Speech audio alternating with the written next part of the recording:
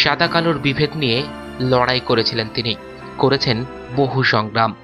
মৃত্যু হলো দক্ষিণ আফ্রিকার কিংবদন্তি নেতা নেলসন ম্যান্ডেলার।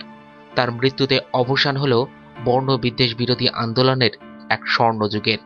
বিংশ শতাব্দীর গোটা পৃথিবী তাকে মনে রাখবে অবিস্মরণীয় ভূমিকার জন্য। স্থানীয় সময় বৃহস্পতিবার জোহান্সবার্গে নিজের বাড়িতে শেষ নিঃশ্বাস ত্যাগ করেন তিনি। বহুদিন ধরে অসুস্থ ছিলেন তিনি। বাড়ির মধ্যে তাকে জীবনদায়ী ব্যবস্থায় রাখা হয়েছিল। মৃত্যুকালে তার বয়স হয়েছিল ৯৫ বছর।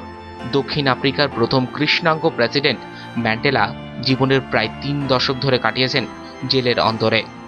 জানা গেছে ফুসফুসের সংক্রমণে আক্রান্ত ছিলেন ম্যান্ডেলা।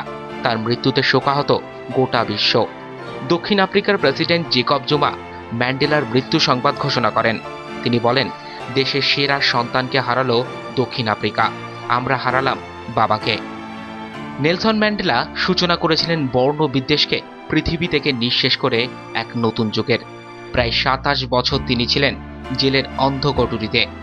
তবুও আলোর পথে গোটা বিশ্বকে নিয়ে যেতে কখনো রোখা যায়নি তাকে। নেলসন ম্যান্ডেলা ছিলেন দক্ষিণ আফ্রিকার প্রথম কৃষ্ণাঙ্গ প্রেসিডেন্ট। ১৯৯০ সালে ম্যান্ডেলা পেয়েছিলেন নোবেল শান্তি পুরস্কার। ১৯৯৪ সালে সর্ববর্ণ সম্মিলিত নির্বাচনে বিপুল ভোটে জয়ী হয়ে প্রেসিডেন্ট হন তিনি। মৃত্যুতে শোক প্রকাশ করেছেন মার্কিন যুক্তরাষ্ট্রের প্রেসিডেন্ট বারাক ওবামা। ম্যান্ডেলা না থাকলেও তার আলোর পথে হাঁটার অদম্য ইচ্ছার মধ্যে দিয়ে তিনি চির বিরাজমান থাকবেন গোটা বিশ্ববাসীর কাছে।